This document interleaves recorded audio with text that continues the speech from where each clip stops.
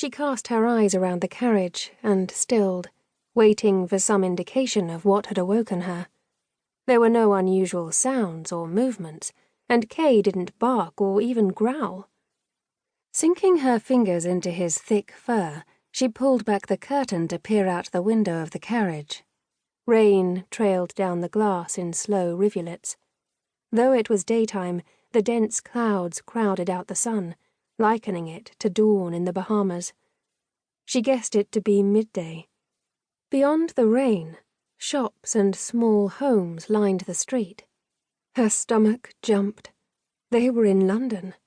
She would have to contain her excitement for a few more days before she would be free to explore the city. Her companion snored softly on the seat across from her.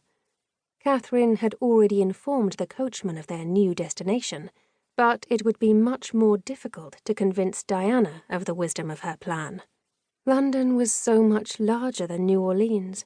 They passed seemingly endless blocks of houses and buildings before fields and forest predominated as they headed further north. Diana sat up and stretched. "Have we reached London yet?" Without meeting her eyes, Catherine nodded. "Several hours ago." Diana sighed dramatically. "What sort of scheme are you plotting?" She knew Catherine well. Too well.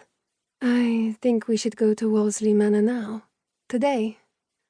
Her eyes narrowed. "That is not the plan." "Well, it wasn't our original plan, but now that I've had time to think about it, it makes more sense to go to Walsley and find the journal before we settle in London."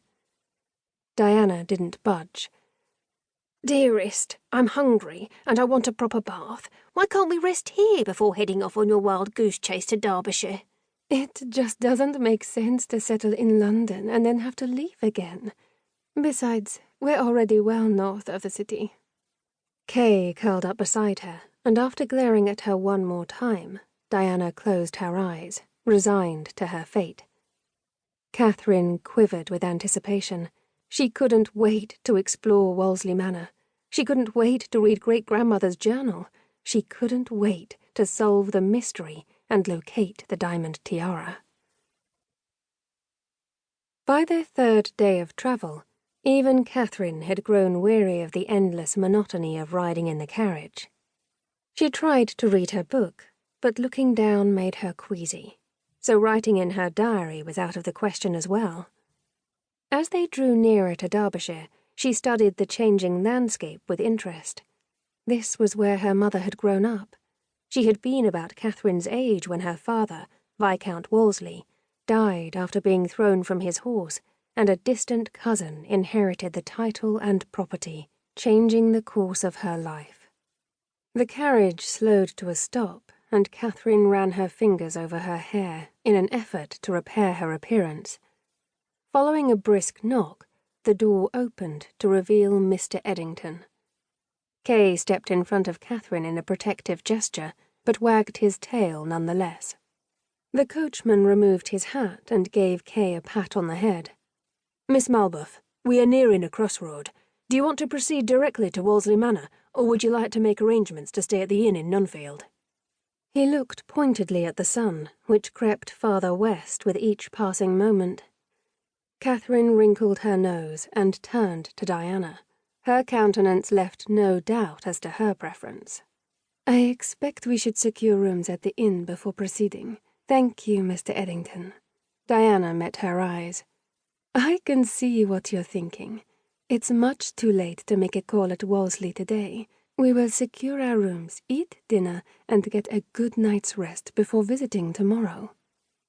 As they turned onto the road to the right, Catherine's gaze strayed to the left, hoping for a glimpse of Walsley Manor. But there was nothing to be seen except trees and fields.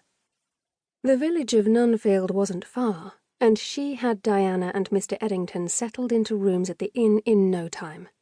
Diana opted to rest before ordering dinner. Perhaps it was a bit late for a social call, but Catherine didn't care. She was finally here, and she would go to Walsley now. Separate rooms for herself and Diana gave her greater